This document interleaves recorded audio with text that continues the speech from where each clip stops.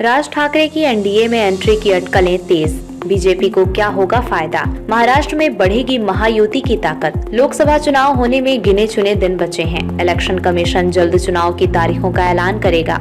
इससे पहले राजनीतिक पार्टियां सीटों के बंटवारे और उम्मीदवार चुनने में जुटी हैं। विपक्षी दलों के इंडिया अलायंस की अगुवाई वाले राष्ट्रीय जनतांत्रिक गठबंधन में बैठकों का दौर जारी है। इस बीच उद्धव ठाकरे के चचेरे भाई राज ठाकरे की मनसे के एनडीए में शामिल होने की अटकलें तेज हो चली हैं। जानकारों का कहना है कि महायुति बीजेपी, शिवसेना, शिंदे गुट, एनसीपी, अजित पवार गुट में राज ठाकरे की पार्टी मनसे की एंट्री हो सकती है। बीजेपी सीधे तौर पर अपनी तरफ से सीट न देकर शिंदे की शिवसेना कोटे से एक सीट दे सकती है। शिवसेना मनसे को मुंबई की दक्षिण मुंबई सीट देकर उसकी एनडीए में एंट्री करा सकती है। कुछ दिन पहले आशीष शेलार और राज ठाकरे की मुलाकात से महाराष्ट्र की राजनीति में चर्चाओं का बाजार गर्म हो गया था। उस वक्त शेलार ने दादर में कहा था, राज ठाकरे और मैं लंबे समय से दोस्त हैं। हम कुछ अन्य विषयों पर भी मिलते हैं और चर्चा करते हैं। हम सही समय पर कुछ जानकारी सामने लाएंगे। कुछ दिनों पहले डिप्टी सीएम देवेंद्र फडणवीस ने नागपुर में राज ठाकरे की पार्टी और बीजेपी के बीच बढ़ती नजदीकियों का जिक्र किया था।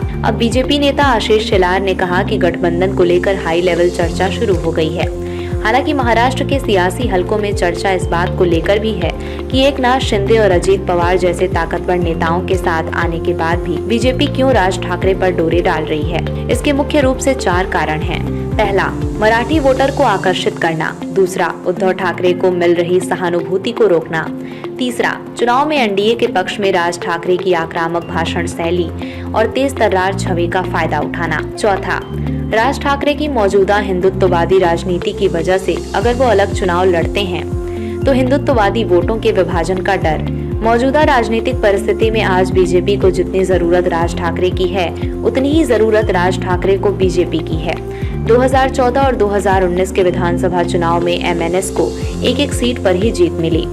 राज ठाकरे के लिए अपनी पार्टी को सत्ता का स्वाद चखाना एक बड़ी चुनौती है। शायद यही वजह है कि राज ठाकरे के लिए बीजेपी से हाथ मिलाने का प्रस्ताव फायदे का सौदा साबित हो सकता है। पीएम मोदी के बड़े फैन से लेकर उनके धूर विरोधी रह चुके राज ठाकरे 2024 आते आते उनके साथ हाथ मिलाने की तैयारी में हैं। सवाल ये है कि मौसम की तरह बदलती राज ठाकरे की राजनीति क्या लोगों को रास आएगी।